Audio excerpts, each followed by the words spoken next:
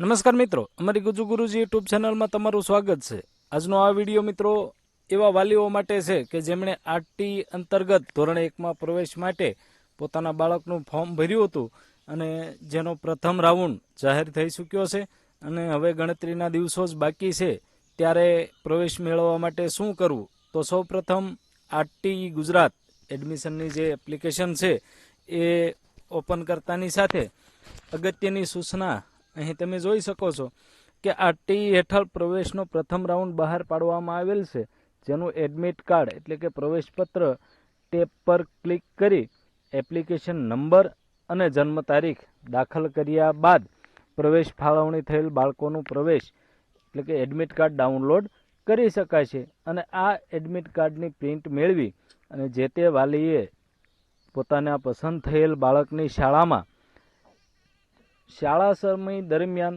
તારીખ 12/5/2026 સુધીમાં આ એપ્લિકેશનની પ્રિન્ટ, પ્રવેશપત્રની પ્રિન્ટ અને જરૂરી ડોક્યુમેન્ટ સાથે સહી પ્રવેશ મેળવી લેવો। જો તમે 12 તારીખ સુધીમાં શાળામાં પ્રવેશ નહીં મેળવો તો તમારો પ્રવેશ છે એ ઓટોમેટિક રદ ગણાય છે। તમામ વાલીને એક ખાસ વિગત જણાવી દઈએ કે મિત્રો, રાજ્યભરમાંથી કુલ 2,49,943 જેટલા ફોર્મ ભરાયા હતા, જેમાંથી 25% લેખે ખાનગી શાળામાં જોવા જઈએ તો 84,228 જેટલા વિદ્યાર્થીઓને પ્રવેશ મળશે। એટલે વહેલી તકે તારીખ ગુમાવ્યા વગર તમે છે એ શાળામાં પ્રવેશ મેળવી લો। અહીં જે RT1 આપેલું છે તેના ઉપર ક્લિક કરશો તો પણ ડાયરેક્ટ તમારું છે એ પ્રવેશ પત્ર માટેની ખુલ્લી જશે લિંક। અહીં છે એ બાળકના એપ્લિકેશન નંબર અને જન્મ તારીખ સબમિટ કરી અને છે એ તમે બાળક માટેનું જે એડમિશન ફોર્મ છે એ ડાઉનલોડ કરી શકશો।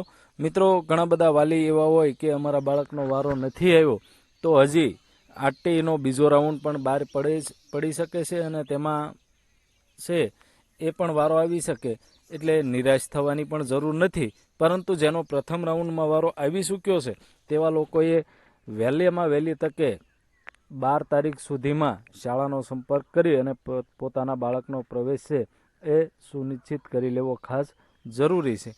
આવી માહિતી માટે અમારી સાથે જોડાયેલ રહો, ચેનલને સબસ્ક્રાઈબ કરો। આપ સૌનો ખૂબ ખૂબ આભાર।